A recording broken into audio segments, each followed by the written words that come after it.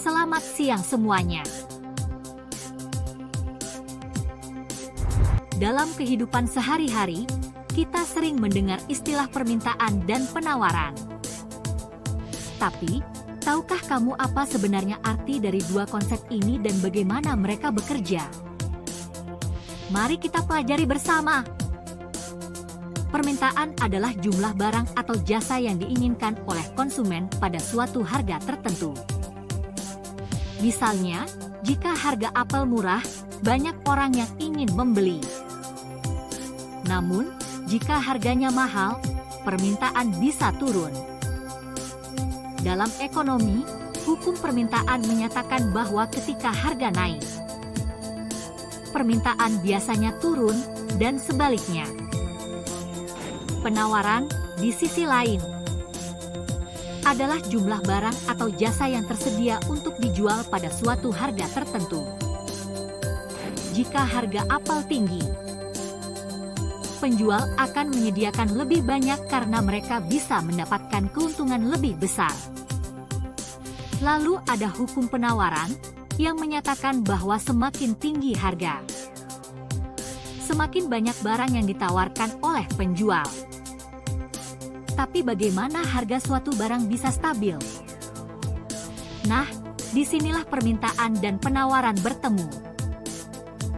Keseimbangan pasar terjadi ketika jumlah barang yang diminta konsumen sama dengan jumlah yang ditawarkan penjual. Ini disebut sebagai harga keseimbangan.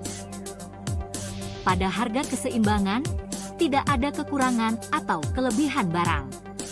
Oke, sekarang kita ke hukum keseimbangan. Interaksi penawaran dan permintaan menciptakan apa yang disebut harga pasar. Misalnya, jika banyak orang ingin membeli suatu barang tetapi jumlahnya terbatas, harga barang tersebut cenderung naik. Sebaliknya, jika pasokan barang berlimpah tetapi sedikit yang mau membeli, harga akan turun. Ini adalah mekanisme dasar yang menjaga keseimbangan pasar. Beberapa alasan mendukung hukum penawaran. Pertama, kenaikan harga membuat penjualan lebih menguntungkan, sehingga produsen tertarik untuk memproduksi lebih banyak. Kedua, harga yang lebih tinggi memungkinkan produsen untuk menutupi biaya produksi yang lebih tinggi, yang sangat penting dalam industri dengan biaya fluktuatif. Misalnya, jika harga bahan baku naik, harga jual yang lebih tinggi dapat membantu produsen tetap mempertahankan keuntungan. Harga keseimbangan terjadi di titik di mana penawaran dan permintaan bertemu. Pada titik ini, jumlah barang yang diminta oleh konsumen sama dengan jumlah yang ditawarkan oleh produsen. Dengan kata lain, tidak ada kelebihan atau kekurangan pasokan, sehingga harga tetap stabil dan pasar dalam keadaan seimbang. Namun, keseimbangan pasar bersifat dinamis dan dapat bergeser karena perubahan dalam berbagai faktor, seperti teknologi, preferensi konsumen, atau kebijakan pemerintah. Misalnya, jika permintaan meningkat karena perubahan preferensi konsumen, harga dan kuantitas keseimbangan cenderung naik.